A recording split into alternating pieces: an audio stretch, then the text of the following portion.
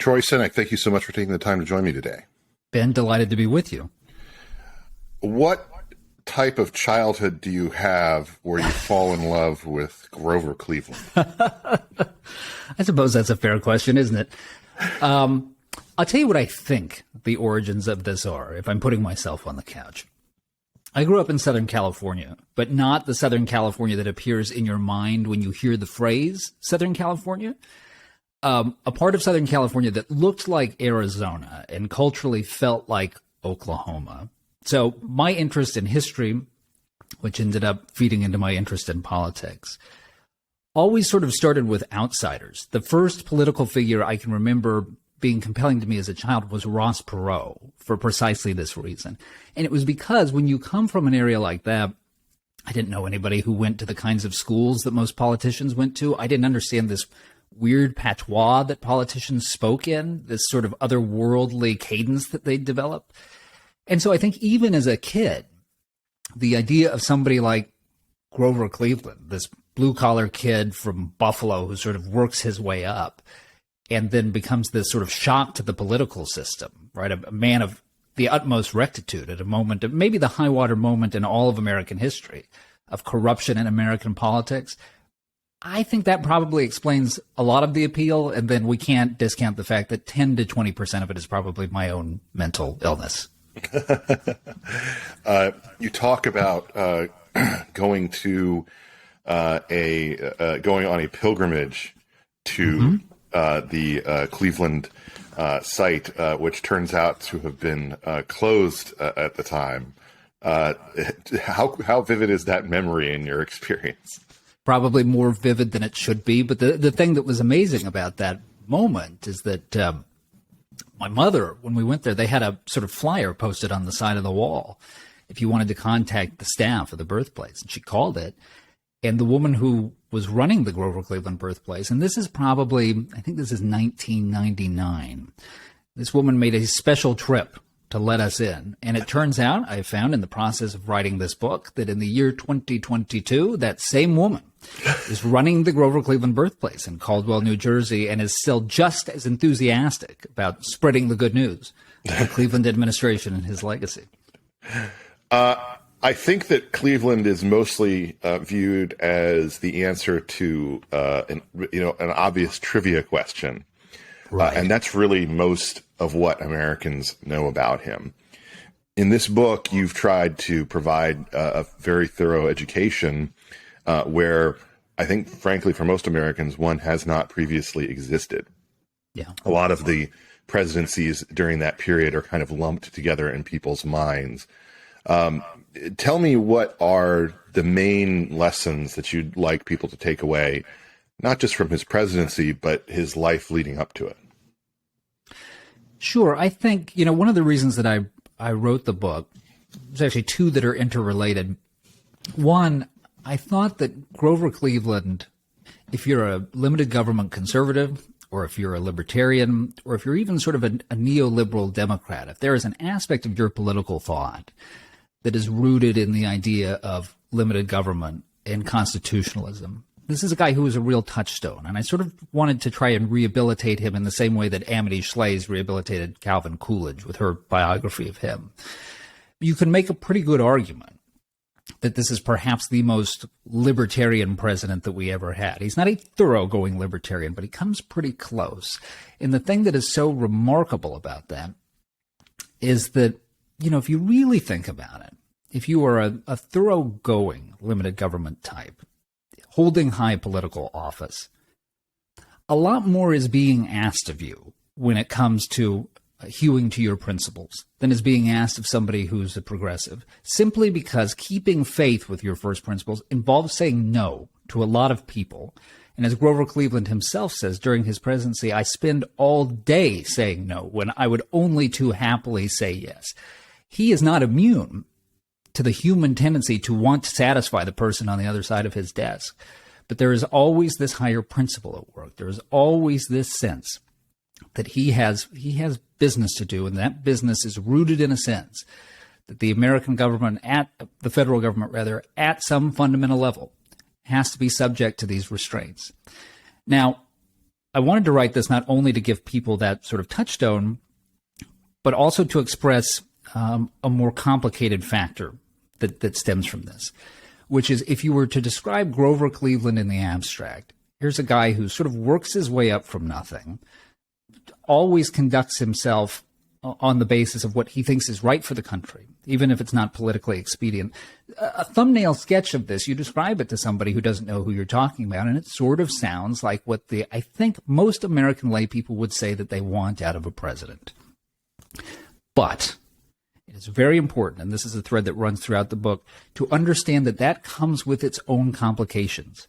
Grover Cleveland is in many ways not a good politician, even though he is in many ways what we'd call a statesman, because so much of the thrust of democratic politics is making these little concessions that lubricate the political process, maneuvering around factions. And when you're a guy who is always starting from first principles, and I'm not going to move an inch from that, boy, it becomes very difficult to do any job in American politics, let alone be the president of the United States. And this is one of the reasons why when you get to the end of Grover Cleveland's second term, he is something of a pariah within the Democratic Party. The party is moving away from him. And a lot of that is attributable to very admirable stands on principle that he made, but it's not necessarily good politics. What were some of the formative experiences of his younger years prior to entering the political scene that helped him form this type of stoic approach? I think it's in many ways in his DNA. He is the son of a Presbyterian minister. The family has a long history in New England, and you can see that sort of rigid New England Puritanism in him from as early an age as we see anything in his hand. When he's an elementary school student, he is writing admiringly about how people like George Washington and Andrew Jackson during their childhoods were dedicating themselves to self-improvement. And this is something he really latches onto. There's this insane work ethic that pervades his entire life. I mean, even in the days before he's in politics, when he's a simple lawyer in Buffalo, the normal work hours for Grover Cleveland are recorded to be 8 a.m. to 3 a.m. This is just sort of the way that this man lives his life. And I think the other formational factor in his youth is that when he's 16 years old, his father passes away. And at that point, he comes from a large family. He's the fifth of 9 children. And at that point, he is largely responsible for the welfare of his widowed mother and his younger sisters. He ends up never being able to go to college, which he had previously planned on, and spends the rest of his sort of young life before he enters into politics climbing his way up the legal ladder in Buffalo. And there is a real sort of earthy, sort of blue-collar quality to this guy. I mean, he really does radiate the fact that even though he's quite intelligent, and a lot of biographers tend to diminish that, but you get the sense, and there are moments of this throughout his presidency, even when he says, you know, good American citizens oftentimes are people who have been in improving contact with the real world instead of behind college doors with their nose in books. And that kind of man of the soil thing is a constant throughout his life. He is not impressed with politics or the pretensions of politicians. You know, I think one of the other things that kind of comes with that, of course, is a natural skepticism toward having to look up to, the political as being something that maybe requires a level of capability and intelligence. Do you think that when it came to politics, there were certain people who he looked to as being lodestars, as being guiding lights in terms of his own approach? You know, it's funny. The person that you see referenced the most often by him, and he's not making a lot of references to earlier politicians, partially because he just really does not think in ideological or even sometimes historical terms. It's amazing how much he is transacting the business of the country as if he's a contracts lawyer. These are all discrete questions being put before him. But the guy that he harkens back to the most is Andrew Jackson, which I find sort of interesting because there is not a lot of symmetry between the personalities of the two. There is this, I think, mutual conviction expressed very differently in their two lives that their role is to be a crusader on behalf of the everyday voter, as against the powers arrayed against them in Washington. But that's sort of where it stops. I mean, Cleveland is a guy who never serves in the military. In fact, pays somebody, which was legal at the time, to take his place in the draft during the Civil War. Cleveland is not at all combative in the way that Jackson is. I mean, he has a temper, but it's not electric, in the way that Jackson's is. And he also is not somebody who has any sort of, you would never talk about a Cleveland era in the way that you talk about a Jacksonian era, because it would never occur to him to have what we'd call a vision. He just did not think of the presidency as a job that operated that way, where it was your idea to sort of rethink the fundamentals of American government. So that's the touchstone that he refers to the most often, but it's strange because it's a fairly attenuated relationship when you look at the two of them. Talk to us about his path, his sort of unique path to the presidency. How did he end up there? It's very strange. If you locate Grover Cleveland in the year 1881, at which point he is 44 years old, he has held precisely one elected office in his life. He has been the sheriff of Erie County, New York, where Buffalo is located. He has also been out of that office for the better part of a decade. And he is recruited to run for mayor of Buffalo in 1881, largely because, and this is the hallmark of all his early forays into politics, nobody else wants the job. He's just the guy who's available, has a pretty good reputation in Buffalo as sort of a solid man of character, but not anybody that's being hoisted onto the shoulders of the electorate, to be put into these offices. But because of his crusades against corruption, both in his own party, within the Democratic Party, and amongst the opposition Republicans, he goes from being mayor of Buffalo in 1881 to being elected governor of New York in 1882 to being elected president of the United States in 1884. And he records when he's being sworn into office in 1885 as president. At this point, he was the second youngest ever to hold the job. He's just a little older than Grant had been when he was sworn in. And one of the thoughts that sticks out in his mind upon taking the oath is 4 years prior, when James Garfield was being sworn in, James Garfield had no idea who I was. I mean, it's just one of the most meteoric rises in the history of American politics. And as I say, much of it attributable to the fact that at a moment when people were taking a very jaundiced view of the state of American politics, and corruption was seen as one of the core problems, he is seen as a man who is above all of this. And that really fuels that 3-year ascent that places him in the White House. What are some of the biggest issues that he has to face in his first term? His first term seems fairly prosaic by comparison to the second term, when all hell breaks loose. The first term is largely centering around issues like tariff reform.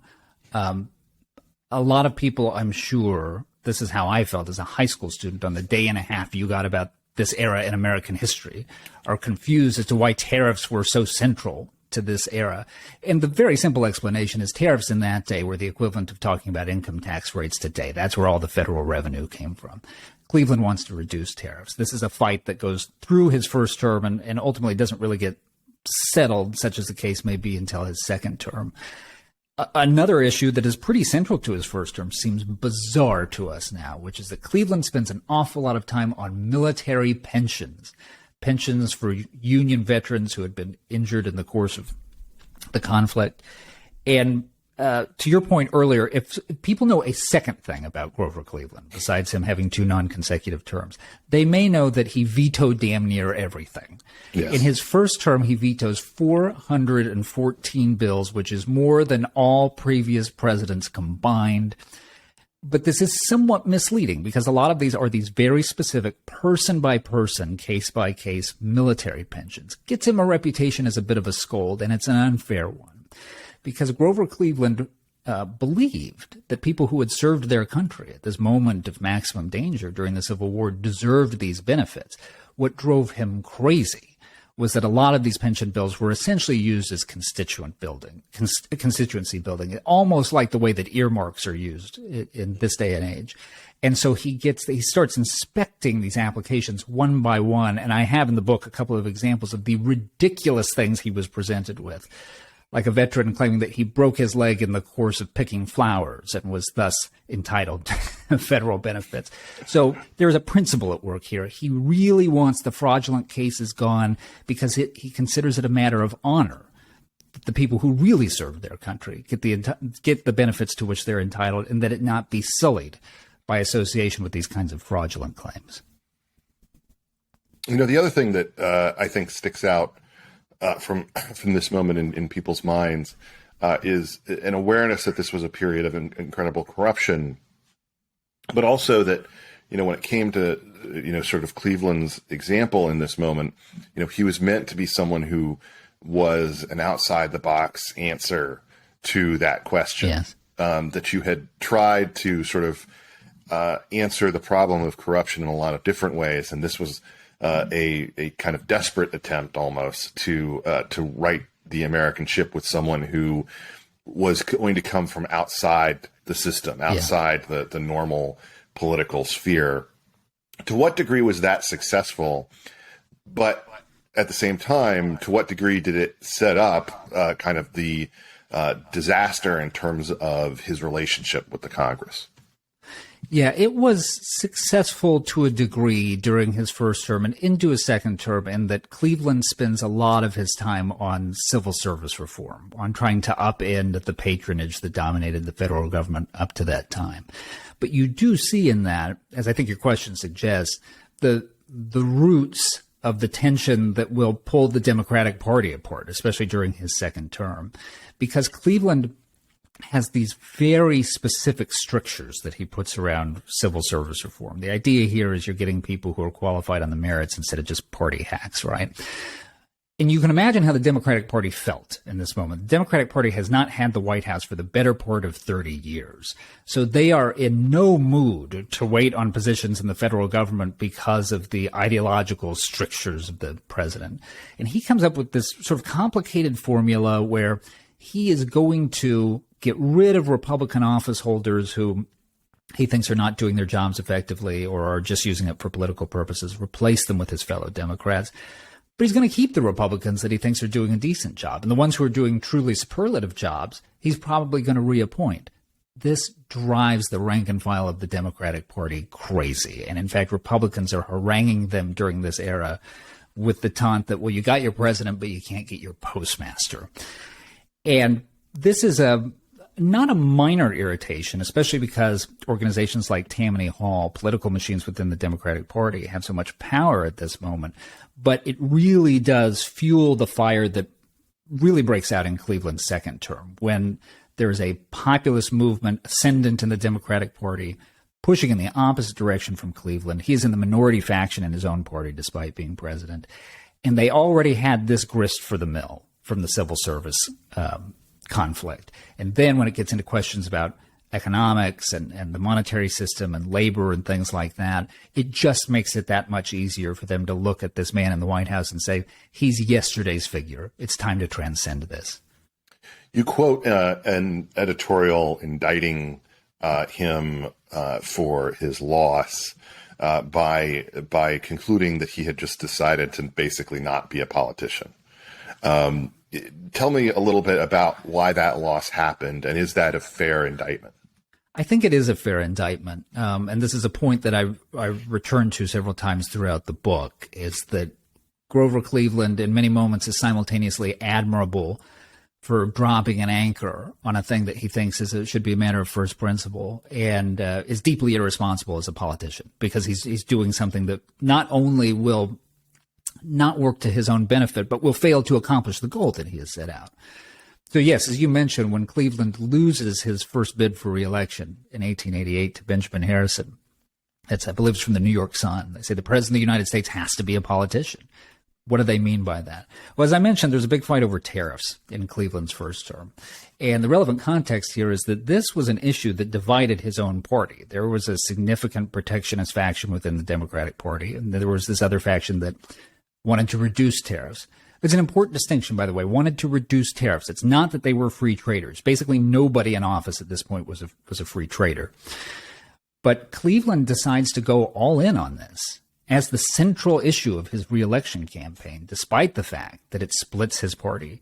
and unites the opposition. And in the serendipitous way that things tend to happen in his life, it turns out, unplanned of course, that this boomerangs back in his benefit 4 years later in 1892 when he's restored to office, because the Republicans get their way once he's gone, increase the tariffs, and the public really feels the squeeze. But none of this is calculated. I mean, I quote Woodrow Wilson in the book, who said after Cleveland's tenure was over that none of his actions made any sense to other politicians as a matter of calculation, and that was because he simply wasn't making calculations. He was just doing the thing that he thought was right. How many times have you watched the one and only genuine original Family Band? I have never seen it all the way through, but I know why you're asking this question. Oh my gosh. You mean I've literally had to watch that thing more than you have? There's a Grover Cleveland themed musical number in this Disney film, right? Grover Cleveland themed musical number in it. For those who do not know, the one and only genuine original Family Band is a much forgotten 1968 Disney musical, which is primarily remembered not for anything related to its plot or anything like that, but for the fact that the cast includes an incredibly young Kurt Russell in one of his first film forays. But it literally is a Missouri-focused family band kind of thing with repeated musical numbers about the 1888 presidential election, and with competing music in favor of Benjamin Harrison and Grover Cleveland. And if you think that I don't have that music running through my head because it is an earworm, whenever I'm talking about this subject, you are wrong. Let's get it over for Grover. That's the number. Yeah. But the Grover song is definitely better than the Benjamin Harrison song. Well, as one would expect. Yes, as one would expect. But people, you can find it on streaming services. I'm sure it's somewhere buried in the archive of Disney Plus. If you really are curious about what it is like. And I just will tell you, it's a profoundly forgettable period of Disney production. But anyway, I am curious about the dynamics of that election, and what did Cleveland take away in terms of his lessons learned from the loss? You know what's funny? It's entirely possible that the answer to that question is nothing. I mean, it is amazing how. And I say this with almost a kind of admiration. It's amazing how unteachable an individual this is, insofar as these political factors never seem to matter. That being said, I think the people around him take lessons from this, because Cleveland is already sort of an antique figure in this era. He's already a little old-fashioned as politics is changing in the late 19th century, and that includes the fact that he rarely gave speeches. He gives like 2 campaign speeches the first time he runs in 1884. And when he is running against Benjamin Harrison in 1888, Benjamin Harrison has constructed sort of a prefigurement of a modern campaign infrastructure. He's going out and giving speeches in front of his home in Indianapolis, but there is this elaborate infrastructure built underneath him to get these things out in the press throughout the country. Cleveland has nothing like this and is not really that interested in getting up from behind his desk. But by the time he runs again in 1892, the people close to him have kind of built a version of this, and they built it around a practice that he had while he was out of office, which was to personally answer all his correspondence. And so they figured out, well, we could get this correspondence into the local newspaper, in the market that the person writing him is from. And so by the time he runs again in 1892, as I say, I'm not sure he's learned anything, but the people around him have started to construct something that looks much more like a sort of pre-modern presidential campaign infrastructure, and that really helps a lot. Mm-hmm. You did have the dynamic, and this is one of the other trivia questions that I remember only because of the 2000 dynamic where the winner of the presidency was not the winner of the plurality of the popular vote. Yes, that's right. And that is kind of the other little Jeopardy kind of fact from that I recall. What does the 1892 approach look like in terms of that professionalism or the kind of pre-modern version of a campaign? Well, you know what's interesting? So you have this infrastructure on both sides that looks more recognizable than even what you would have had in a presidential election 4 or 8 years prior. But the 1892 election, you would think, especially as we now entertain the idea of a replay of this, of a former president coming up against a current president, you would think that it would have been electric, that it would have sensationalized the country. All the accounts from the time is that everybody's bored by it. Nobody's particularly interested.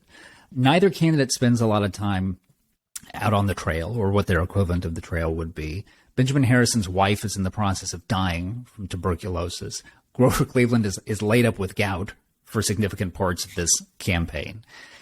And the issues are in many ways replayed from what they were 4 years earlier. Cleveland just has the benefit of the fact that Harrison has gotten all the things he wanted in the intervening 4 years, and they don't look very good. There's a panic about the fact that the Republicans in Congress have spent a ton of money, have gone over $1 billion for the first time in the history of the country. They're called the $1 billion Congress. As I said earlier, that Harrison got his tariffs. The public felt the bite from this. Harrison expanded out the pensions that Cleveland was trying so vigorously to police. And everybody looks at this and says, okay, but at a moment where, because there had been a pretty significant surplus prior to this, we're spending all this down on all these cases where Grover Cleveland taught us that this was rife with corruption.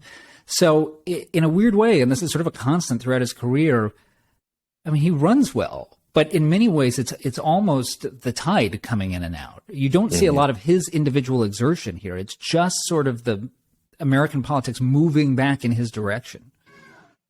You know, I would assume that most Americans feel that most Americans in 1892 were laid up with gout for significant amounts of time. It's just kind of an image of the era. But his second term is fundamentally different from his first term in a lot of different ways. Talk to me about the unique dynamics that played out when he had the rare distinction of returning to his former job. Like a lot of presidents who've had 2 consecutive terms, the second term goes a lot worse than the first term. And I think most historians of the presidency would tell you that Cleveland would have a different and probably better legacy if he had only had the 1 term. Much of this is not his fault. I mean, a lot of it is just issues that are beyond his control and are harder to handle because his own party is divided.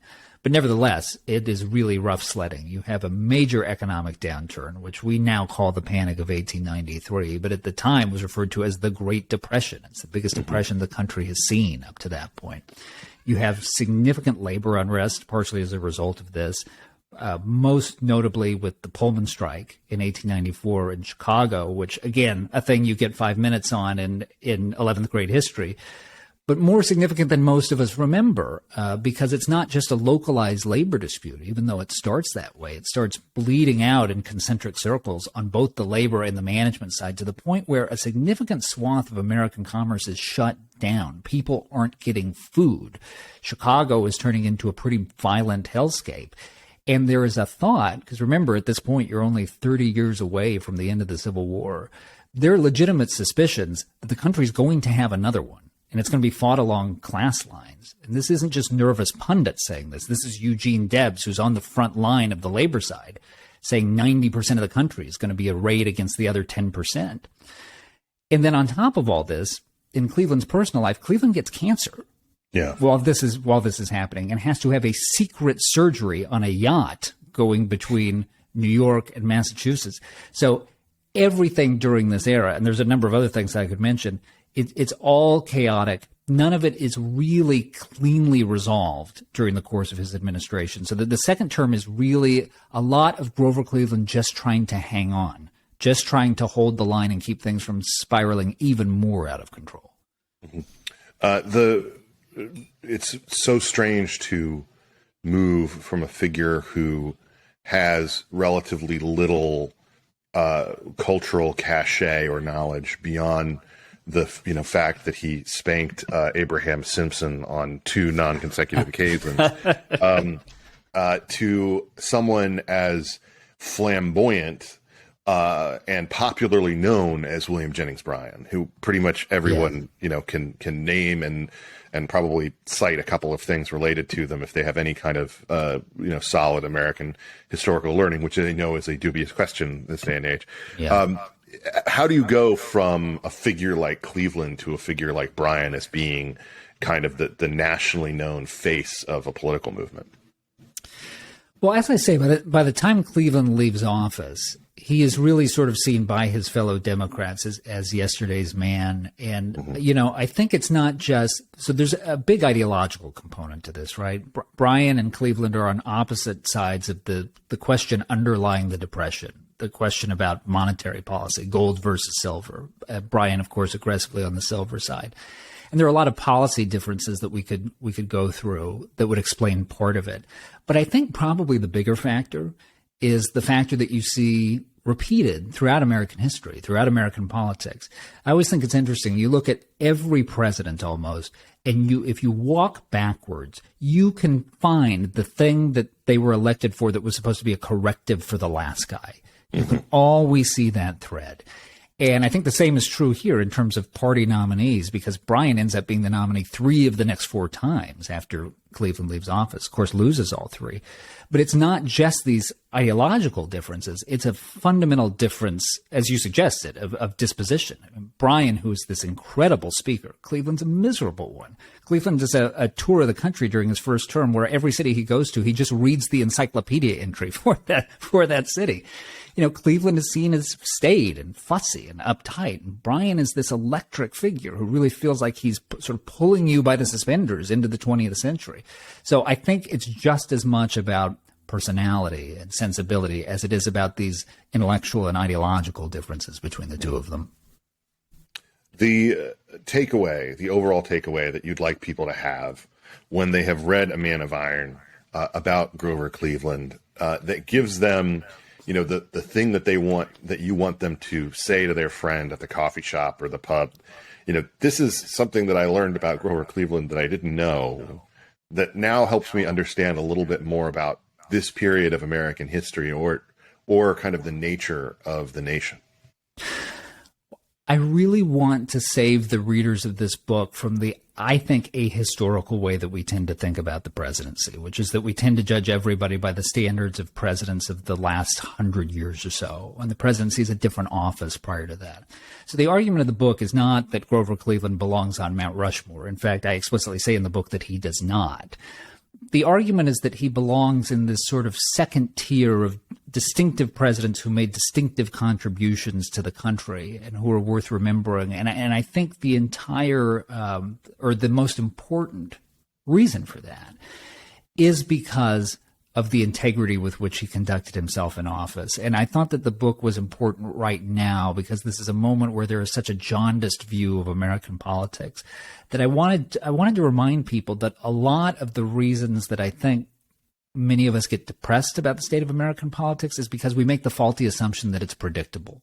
And the genius of the American system is that in these moments where it feels like the system is sort of breaking apart, you will get a Grover Cleveland, a guy through the side door who you never saw coming, who feels like a remedy for the malady that's at the root of the country's problems. I just think he's a deeply admirable, even if a deeply flawed figure, and somebody that I wanted to restore to Americans' historical memory. Troy Senik, thank you so much for taking the time to join me today. Thank you, Ben. Appreciate it.